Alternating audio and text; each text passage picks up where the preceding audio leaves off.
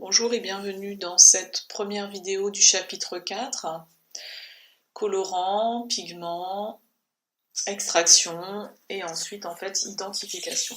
Pour illustrer dans un premier temps ceci, les colorants utilisés dans le domaine alimentaire, ici des macarons, et ensuite des pigments que l'on va pouvoir trouver à vendre sur certains marchés. Eh bien, on va se demander, on voit ici qu'il existe deux types de matières colorées, les colorants et les pigments. Maintenant, on va s'intéresser à la façon de les distinguer, puisqu'il en existe deux types. Eh bien, les colorants vont être solubles dans leur milieu d'emploi. Ils vont permettre d'obtenir, du coup, des solutions qui vont être transparentes si elles ne sont pas trop concentrées. Ce qui fait qu'on va pouvoir réaliser, vous le verrez plus tard, des expériences relativement simples en ce qui les concerne. Pour les pigments, c'est un petit peu différent. Et eux sont insolubles dans leur milieu d'emploi. On va les trouver sous forme de dispersés dans ce même milieu que l'on appelle en fait un liant. Ensuite, du coup, leur couleur, ça fonctionne comme un objet opaque. Ils vont diffuser la lumière qu'ils n'absorbent pas. Là où les lumières qu'ils n'absorbent pas. Bon, donc on va s'intéresser aux couleurs des substances colorées pour les pigments. S'il est éclairé en lumière blanche, ça fonctionne comme un objet opaque. Sa couleur, c'est la superposition des couleurs qu'il diffuse. Le pigment cyan au centre va absorber le rouge et donc diffuser le bleu et le vert. De même, le magenta diffuse le rouge et le bleu et absorbe donc le vert.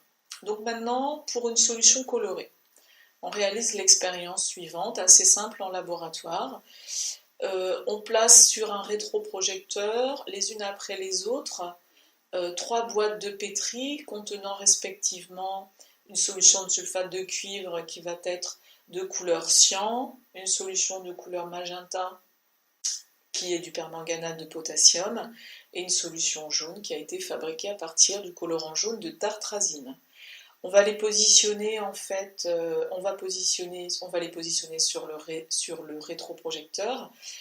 Et tout en haut de ce rétro, on positionne ce qu'on appelle un réseau qui va décomposer la lumière qu'elles vont nous transmettre. Et on observe ensuite sur un écran cette lumière obtenue. On commence ici non pas par le cyan comme indiqué plus haut, mais par une solution magenta. On constate qu'elle absorbe majoritairement dans le vert. La solution de sulfate de cuivre, elle va absorber majoritairement dans le rouge. On voit ici clairement que le rouge a disparu.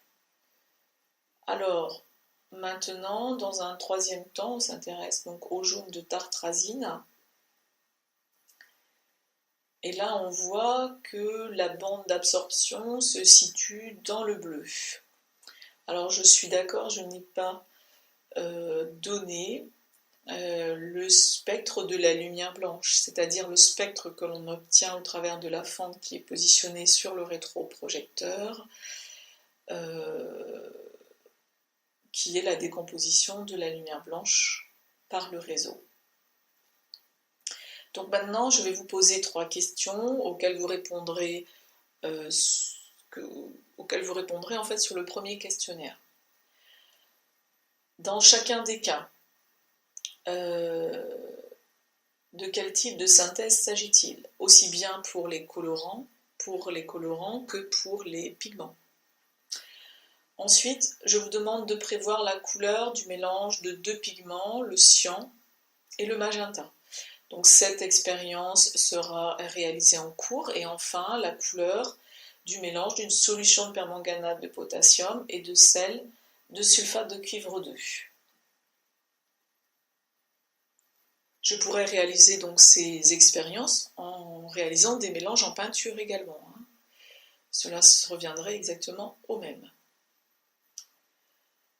Donc maintenant, on va s'intéresser aux différentes méthodes d'extraction de ces pigments ou de ces colorants.